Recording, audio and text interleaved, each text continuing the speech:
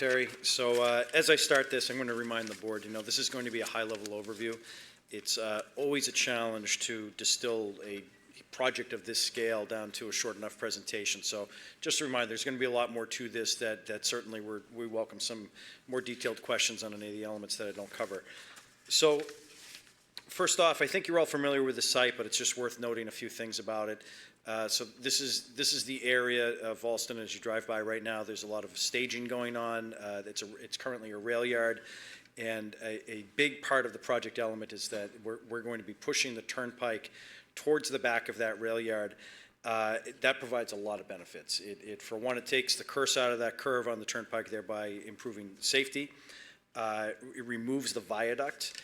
And it adds a lot of multimodal elements, including new connections for bikes and pedestrians that have previously not been there. All in all, it really transforms this portion of the state in a way that does not come around very often for us. This is going to open up some development opportunities in this stretch of land that, to put it in perspective, is about the same size of development opportunities that were opened up in the seaport at the close of the Central Artery project. So that's a huge, huge benefit for the state and for the region. Really quickly, a couple of the major project benefits aside from the safety and multimodal ones I just mentioned. First off, I guess this is kind of multimodal. The West Station is a new station being developed on the commuter rail. That is going to be a regional hub that we're really excited about building. That's going to have not just rail service, but is also going to provide a lot of new connections and bus and shuttle connections through various parts of that region. There's obviously, when you build a project of this scale, there's job creation both in the construction and in the ultimate development of the area that's going to happen. It's going to improve the neighborhood demographics, and it's going to also have, again, the project costs associated with this, again, are about $2 billion.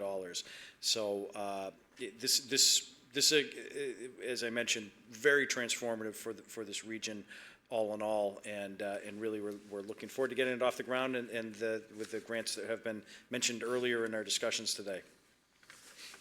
Now on the timeline. There is a lot to be done, and a lot of this is front-loaded. So, first off, this 2024 to 2025 time period, and let me back up a moment. The grant that we received has a clear timeline on it. We have until September of 2026 to get that money appropriated. That means we need to be in procurement, and you note on 2026 at that time frame in order to meet the requirements of that. So. This next couple of years, there's a lot of work going on, and I'll be talking about some of the efforts we're doing to accomplish that work, but our main goal right now is getting to the point where we can get into permitting. Some of the elements that need to get done in order for us to get through the permitting process include, but are not limited to, the finance plan that we discussed earlier is a big part of that. We have to have a workable finance plan, and for the grant purposes, we put together a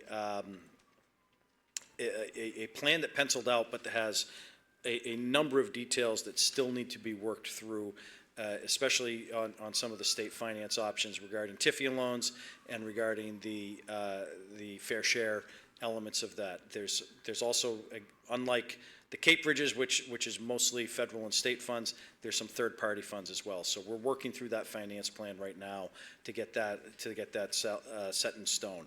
That'll enable us to get into final permitting. A lot of these permitting agencies want that finance plan up front. We are also working out some elements regarding rail design, and we're working out elements regarding the shoreline treatments. So again, we have a design, a preferred alternative that we're moving forward with for the Aulick Raid that I mentioned earlier, but there's all those details that need to be wrapped up and really finalized to get into permitting so that we can get to a record of decision so that we can get the procurement done. And I kind of just breezed over this, but you can see too, there's the 2026 is when we'll have our design build RFP out. 2027 is expecting when we will break ground, and then 2035 is when we expect construction and new development to be done. I'm sorry, to start construction will be done, new development will start. So this is a big project. It has many elements to it. Has a long construction cycle. Something else that we will be working on in relation to this, next week we are going to be hosting an industry day. That is an opportunity for contractors to come in, look at the basics of this project, give us feedback, and really help drive forward with the procurement. So if there's elements that we may be missing or things that we're seeing from contractors that they would recommend changing, we were going to take that comment into consideration and possibly adjust our plans going forward. Director King, I think you asked this, although I apologize if I'm mistaken, about the competitive nature right now of where we are with bidding. That is in part why we hold those industry days, is to understand what is concerning to contractors, so that we can really make put forward the most competitive project out there. And we're also on that same day that we're doing the same thing for the Cape projects as well. And something worth noting is that, you know, when we've done some of our prior big programs like Accelerated Bridge and others, we were the only big capital program going on in this region of the United States. That's not the case right now. There's a lot of other work going on that has been enabled by BIL. And as a result, again, we really want to put forward the most competitive projects that we can, especially when you're dealing with something of this scale. So we mentioned the grant, just a few more, a little bit of information on it. It's a $335 million grant. We are the lead applicant. However, we did this jointly with the City of Boston. And there are also these other partners in it, including the City of Boston and also Harvard University and Boston University. And that all leads, again, into a somewhat complicated finance plan that we are trying to put together right now. And as Director, as you mentioned earlier, that will help drive the cash flow that will end up ultimately getting into the SIP. So a couple key elements, and this was a big announcement that I think it's worth reiterating, is the Cambridge Street Bridge, along with the Franklin Street pedestrian bridge associated with it. These were progressing as a separate project originally, and this has been one that has been much discussed with the department and the community. And when it initially it was part of the project, then we spun it out because we had some separate funding opportunities. And at the time, we did not have the grant opportunities that we now have. And as a result of now receiving the grant, it made more sense for us to pull this back into the project and progress it as part of the overall project. So that's an important development that we did. It will make for ultimately a better project overall. And we are right now progressing with again, incorporating that into the overall project. Multimodal connectivities, just to mention a few, there's many in this. Are we getting hit by a tornado? I left my phone on the desk. I think we are. All right. Hopefully it's not an alarm for the project. Thank you, Director. So let me address some of the multimodal connectivity developments on this project. These are all very important, but again, these are not the only ones. Some of the major ones are Southside Buffer Path. That's a path that goes up against the community. There's a Franklin Street pedestrian bridge. I mentioned that earlier. It's right next to and adjacent to the Cambridge Street Bridge. The Agganis pedestrian bridge is a new bridge coming off of Agganis Way. And then the Paul Dudley White Path is also going to be both expanded, but also something to keep in mind is we have an obligation to keep that open during construction as much as we possibly can for all modes. And we're going to be working hard to do that. So a lot of attention is being focused onto the Paul Dudley White Path. So I mentioned a lot of decisions need to be made, and to help make those decisions, we are looking for a lot of community feedback. And to that end, we have been working with the task force on developing working groups. This board is familiar with that working group concept. It's something that we use extensively, both within MassDOT to fine-tune some of our process improvements, but more in the last couple of years, we've been using it as a method to solicit that public feedback, get as much information as we can in as quickly as possible so that we can help drive decisions. And that's what we're doing with this project. We're doing it right now, I mentioned earlier, with Sumner Tunnel. We've done it with the Orange Line shutdown. this is more of a design-driven process rather than construction-driven, but the intent is the same. It allows us to get that feedback very quickly and, again, help drive those decisions. So we just recently announced that process is moving forward. And these are our draft working groups that we presented to the task force just a little bit more than a week ago. The way this works is that we have 4 major groups that are going to be addressing bite-sized pieces of those project elements that we need to quickly get to decisions on so that we can get to that permit process. So we will be addressing the throat area, which includes the shoreline treatment that I mentioned earlier. We will be looking at multimodal street network, and that includes some key elements of the project that it will be in the final street network that is being built for that future development. And that includes a lot of the key elements such as the bus lanes and cycle tracks and pedestrian connections, et cetera. There's the local connections that are being made, so the connections from the Gannis footbridge that I mentioned earlier, as well as the buffer path and the Franklin Street pedestrian bridge.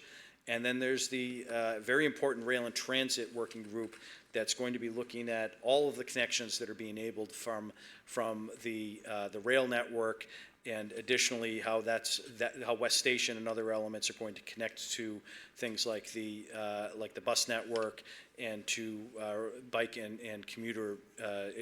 pedestrian commuter networks as well. And with that, again, I know that was a very high level, very quick overview, but I'm happy to take any questions on it. Any questions from the directors? Yes, please. This came to us many moons and started off as a project that was a reconstruction. Now it's morphed its way out, and I'm all for if we can include other partners and make it a better project. How is the effort to get some financial support from either private property owners? People are going to benefit from this, private property owners, from Harvard, and you said there are other universities. How is that going? I mean, this is a massive project here, and I would suspect that this is going to have a big impact on their property values. It's going to increase their value. I mean, there's no question about it. There's going to be a real opportunity. Some of those railroad yards, I guess, either Harvard owns them, or I forget the complications behind them, but they're going to definitely benefit from this. And I realize there's a community benefit to it too, but how is that effort going? So first, I think it's worth addressing. You're right. When this project was first proposed, it was really intended to be a rehabilitation of the viaduct. But what became quickly apparent is that there was too much other opportunities here to constrain it to that one element. And we've been working for the better part of a decade now on really fine-tuning the project and progressing it in a way that is this larger multimodal project, because again, this is I think a once-in-a-lifetime opportunity to really transform this area. Agreed. Yeah, I agree. We have a lot of this. I think what was different about this grant application that we put in for the Reconnecting Communities grant is that we up front worked with Harvard, BU, and the city to get third-party funds committed to the project. The ones I think you're getting to, Mayor, is about value capture, and that's something that both Harvard and the city have partnered on. That's going to over a period of years after the project's built is going to be able to provide us with money back to help pay for some of those other project elements that I mentioned earlier that may be offset by things such as TIFIA loans, et cetera, that we're currently working out through the finance plan. But they gave us a substantial financial commitment this time around, and it really is what enabled us to get that $332 million in Reconnecting Community money. Okay, good. I mean, we went through this with the Green Line in Somerville when it came in at $3 billion and we only had $2 billion. Right. And we went through the same process about reaching out and talking to the businesses and everybody that was going to benefit from that. But this is real. I mean, it really is a good project. You've got a lot of partners. It's a good project. But as a free market kind of person, I also believe that it's time for businesses and others that are going to benefit from this to also step up at the same time.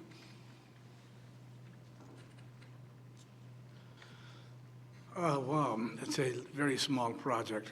We just finished another project for only $15 billion, okay? tremendous progress has been made, okay, in the last few years. So that's a credit to your leadership. It's a credit to all the professionals who have worked with you. It's not easy to form those partnerships that you just described for us, okay, with BU, Harvard. I mean, they were reluctant early on. I had, as you know, a little bit of involvement in the throat area with the IRT, Independent Review Committee. So I knew this is a very complex project, okay? But I think where you are now, it looks very positive, very hopeful, and has a tremendous transformative or transformational potential. And it's very good, as the mayor mentioned. I mean, tremendous economic output that will come out of this, both in the form of employment and also economic activity. Now, this employment, that brings a challenge, okay, for you and the secretary in DOT. As the project gets underway during the construction phase, you obviously would need manpower, okay? And what I saw on the Central Artery Tunnel project, it was like the curve went up like that. At the peak of the project, there were about 15,000 people working, okay? And the state was able to do that, complete it very successfully. So what is the sort of outlook regarding the human resources part, okay? The manpower, or I should say person power, okay? People that you need with the skills. Have you kind of looked into it? Is the Human Resources Department of MassDOT kind of been briefed on that? Are they helping you? And that's my question. So I'm going to answer it in two different ways, if you could. So first off, I want to come back to the manpower in general is something that's really important for a project like this. So, and I'm talking in this case, the contracting community. We envisioned and put into our program application that this would incorporate a PLA, which we think is very important to get this project both off the ground and then working. Making sure that we have consistent labor throughout the duration of the project. We've used that in the past on a number of our programs, including the Longfellow Bridge, and I believe Fore River Bridge also had it as well. So getting reliable labor throughout the duration of construction is something that we have been thinking about, and again, we've already taken many of those steps to make sure that's in place. As far as a program management approach, I think, as the secretary would tell you, hiring is one of these discussions that we have very frequently. We have our regular program as well as this project and the Cape Bridges. So we absolutely are going to have a pretty big hiring need over the next couple of years, and it's something that we internally at MassDOT have been working very hard on making sure that we have the right resources in place and working with our Human Resources Division to get that hiring plan enacted. Thank you. Yes. Jonathan, excellent work, and thank you to the team, and also obviously the City of Boston, who's a great partner with the MassDOT in both achieving the $335 million grant, but also kind of moving forward, as Director Barty suggested, on a complex project.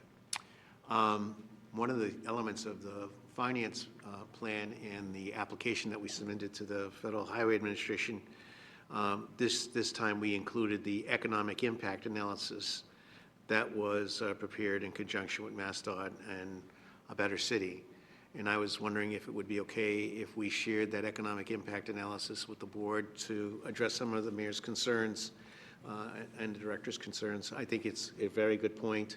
This time, instead of waiting till the end and having to go to the communities, as in the GLX project, we decided to proactively bring in the partners and see if we can get agreements from them. So I think the board will appreciate that we're doing it on the front end, and I thank the secretary for that, as well as other staff and MassDOT, as well as the institutions in the city that was involved with this project. We're talking $300 million just so the mayor understands what the level of commitment is relative to the investment of the third parties in the finance plan that we submitted with the Federal Highway Administration application. That's unprecedented regarding any third-party agreement associated with any project that this department has done in the history of this project. Now, I obviously think that's warranted, but the other thing that the economic impact report will suggest is that the GDP of the Commonwealth relative to the economic output that gets results from these improvements pays for this project hands down. So I think we should know that, because, and this is not just a project that's related to a single geographic area. This is a project that will influence and benefit the entire Commonwealth. Plus, this project's been referred to as a Western Corridor project because it really relates to the idea of fixing an asset that has long been under the requirements associated with safety. And for once, we'll be able to fix the safety issues associated with this project. And changing the alignment of the highway has a lot to do with that safety opportunity.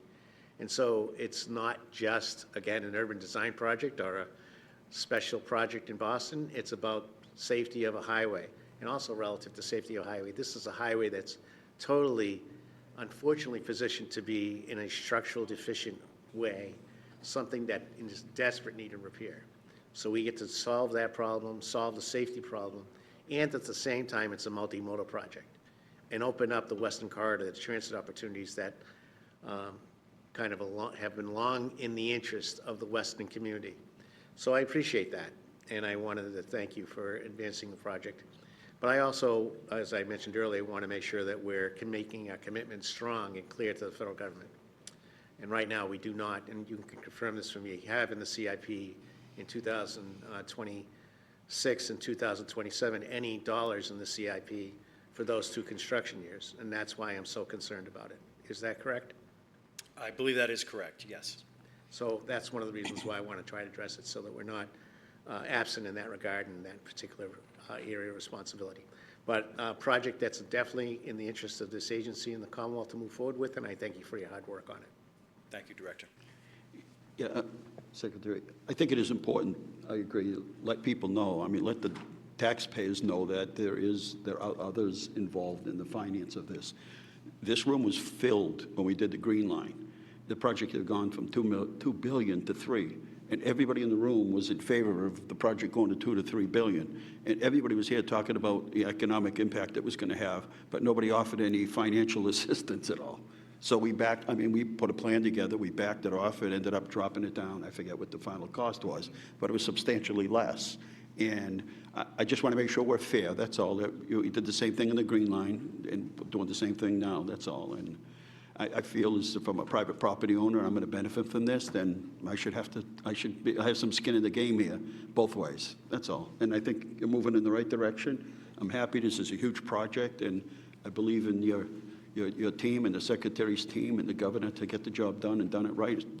This is a chance to really show the taxpayers what a really good project looks like with so many different, I don't know how many partners you've gotten involved in here. This thing seems to be multiplying all the time. But so a lot of public input, and then we've spent a lot of time listening sessions and having people kind of weigh in on it. So this is really a chance to showcase. But we need other investors. Understood. Thank you, Director. Any other questions or comments? Okay, thank you, Jonathan.